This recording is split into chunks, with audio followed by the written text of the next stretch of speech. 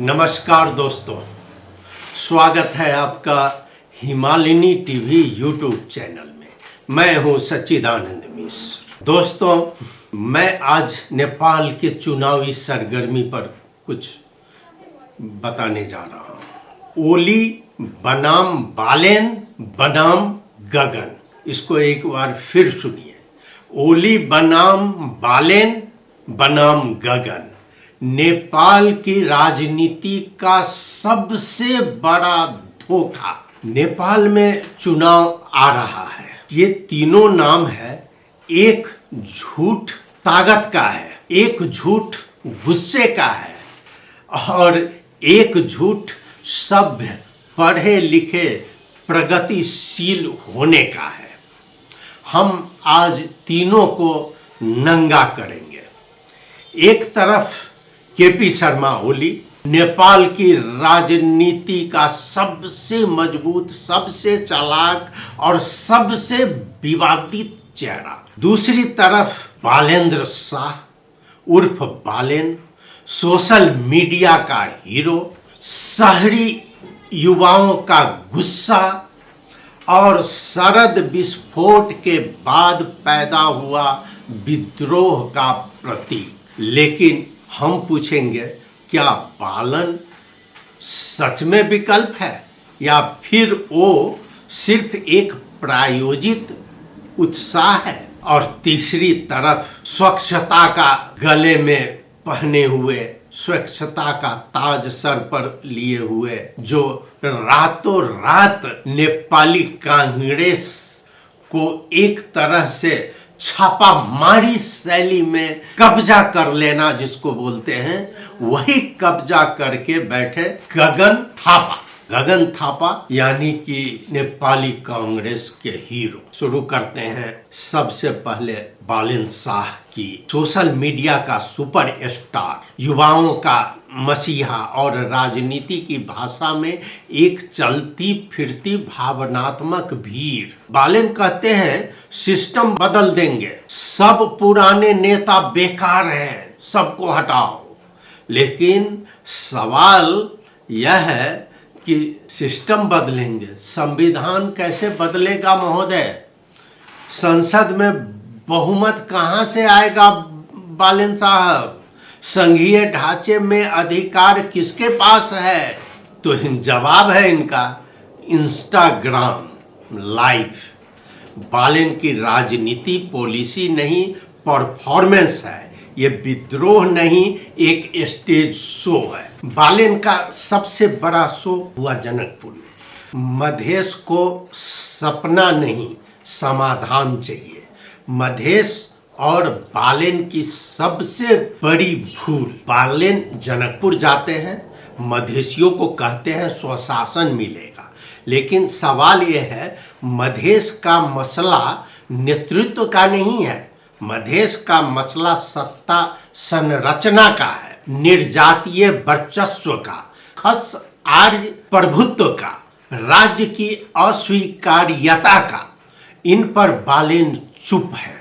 संविधान बदलने पर संविधान में क्या संशोधन करेंगे, इस पर बालेन की चुप्पी है। लेकिन वो मधेशियों से कहते हैं काठमांडू आकर अधिकार मत मांगो, काठमांडू में पशुपतिनाथ जाओ, स्वयंभू घूमो। ये समाधान नहीं है बालेन साहब, ये मधेशियों का अपमान है। मधेशियों को आप अब ज्यादा धोखा नहीं दे सकते हैं। काठमांडू में रहो, काठमांडू बासी पहाड़ी हो जाओ, मधेश में जाकर बोलो कि हम मधेशी छोड़ा है। तो इसको बदलिए, इसको बदलिए। रासपा आंदोलन या मार्केटिंग स्टार्टअप है। रवि लामिछाने ने खुद मनी लॉन्ड्रिंग के सवालों में फंसे। पार्टी ना विचार, ना इतिहास, ना जड़े। ये पार्टी नहीं है, एक राजनीतिक स्टार्टअप है और बालेन उसका ब्रांड एम्बेसडर। असली खतरनाक झूठ गगन थापा की बात करें, उस चेहरे की जिसे सबसे ज्यादा ईमानदार बताया जाता है, और लोग अभी गगन के नाम पर कुछ दौड़ते हैं, उसके पीछे जा रहे हैं। गगन थापा का विद्रोह माइक तक सीमित है, सत्ता की कुर्सी तक नहीं। सिस्टम को कोसते हैं, लेकिन उसी सिस्टम में सबसे सुरक्षित बैठे हैं। 20 साल राजनीति में रहकर अगर संभावना ही सबसे बड़ी उपलब्धि हो तो समझिए राजनीति नहीं, ब्रांडिंग चल रही है। गगन थापा बदलाव नहीं है मित्रों, वो कांग्रेस का सबसे सभ्य मुखौटा है, मुखौटा। चेहरा नया, ढांचा वही पुराना। जो नेता हर सत्ता में नैतिक दिखे वो असल में हर सत्ता का हिस्सा होता है। गगन थापा उसी सुविधा का नाम है जो हर सत्ता में चाहे मौन होकर चाहे जिस रूप में घुस जाते हैं। गगन थापा न व्यवस्था तोड़ते हैं न छोड़ते हैं, बस उसे सुधारने का भाषण देते हैं। कांग्रेस बदली नहीं, बस प्रवक्ता जवान हो गया है, यंग हो गया है। मधेश जल रहा था, लेकिन गगन थापा मौन निद्रा में सो रहे थे। उस समय उनकी आंख नहीं खुली थी और अभी उस मधेश में जाकर मधेशियों को ठगने के लिए बहुत सबसे भोला भाला मधेशी होता है और जाकर उससे वोट मांगने में सबसे आगे हैं। कैमरे के सामने परफेक्ट डेमोक्रेट। सवाल यह है कि 20 साल राजनीति में रहकर गगन थापा ने क्या बदला? जवाब तो देना पड़ेगा। कांग्रेस का चरित्र नहीं बदला, मधेसी का हक नहीं बदला, पार्टी की सामंती संरचना नहीं बदली। गगन थापा की राजनीति क्या है? नैतिक उपदेश, साफ दिखने का भ्रम।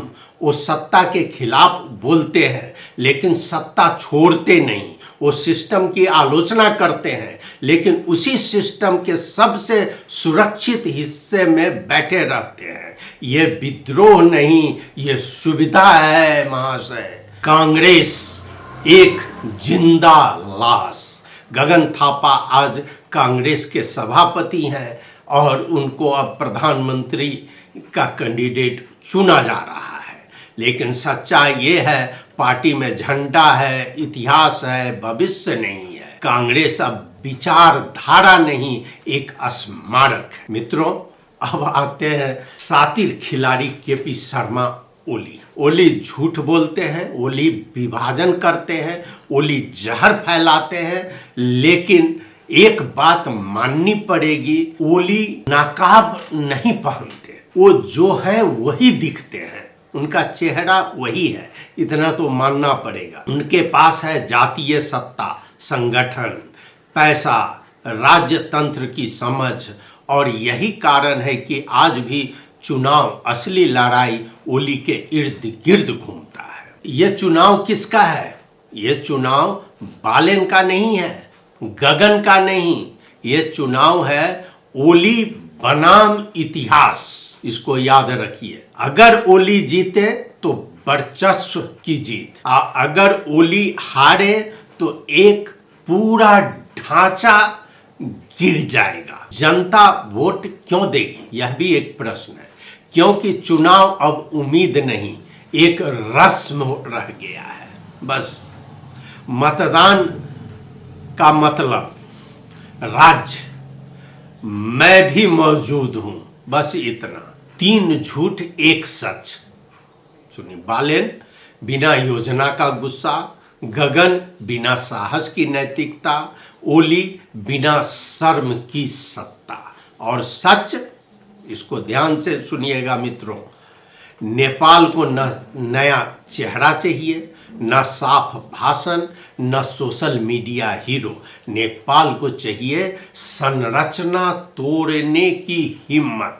और अंतिम बात यह है, इस चुनाव में अगर आप सिर्फ चेहरा देकर वोट देंगे तो अगली बार धोखे की शिकायत मत कीजिएगा मित्रों, आपने सुना, बहुत बहुत धन्यवाद। अपनी कमेंट जरूर भेजिएगा। हिमालनी टीवी देखते रहिए। नमस्कार।